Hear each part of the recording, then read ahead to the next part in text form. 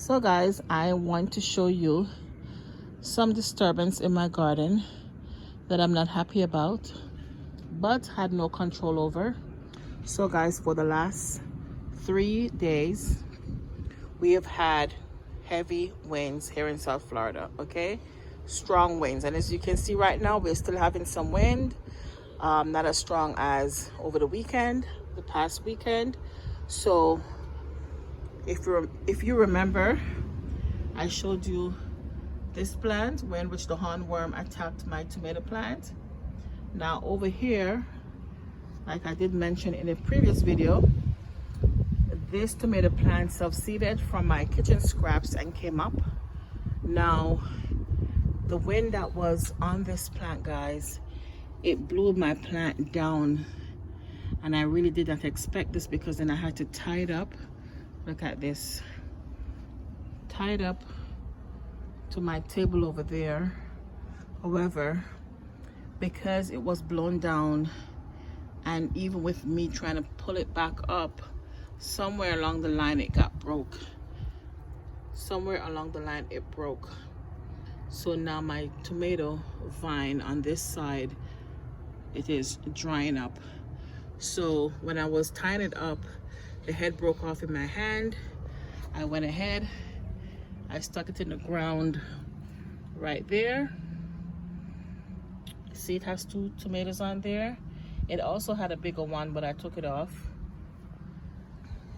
And I thought even without its head, it would have done okay. And guys, look at this. A baby hornworm is on there. I can't believe it. A baby hornworm is on this plant, even though it's dying. So I'm gonna have to get him now, because if I leave it on there, he's gonna get bigger and attack the rest of this plant over here. So I'm gonna have to get that hornworm. Now my tomatoes on there, I'm gonna try to see how long they can stay on and at least, you know, ripen up a little bit. So I'm waiting, because as you can see, the vine itself, it's still green.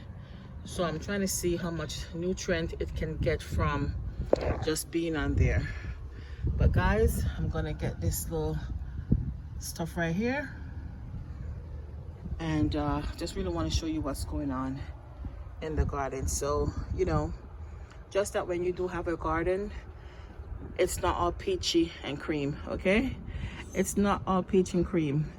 You're gonna have those worms, and if it's not those worms, like the hornworm loves the tomato, okay? The hornworm loves the tomato, but for other vegetables, there are other bugs. There are different bugs for every plant.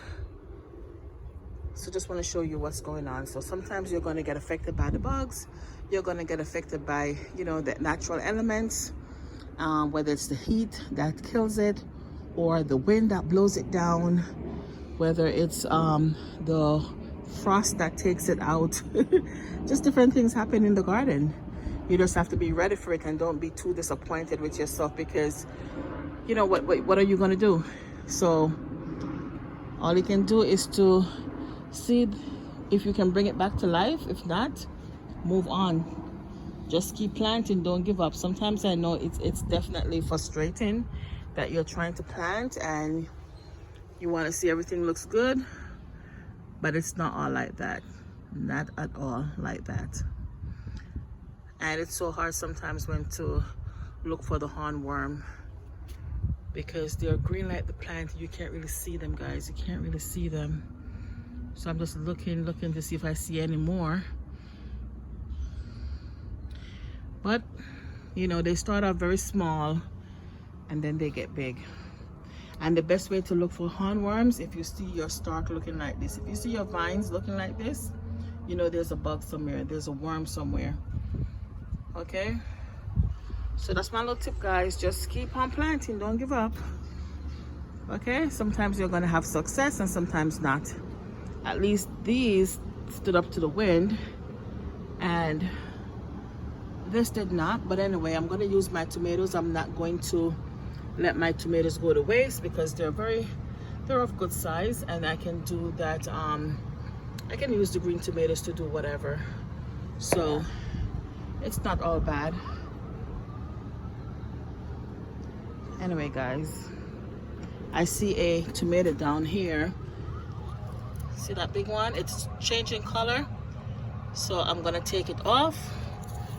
Should in case there's another bug somewhere on this plant and I don't see it. Take it off, bring it on the inside and let it finish ripe.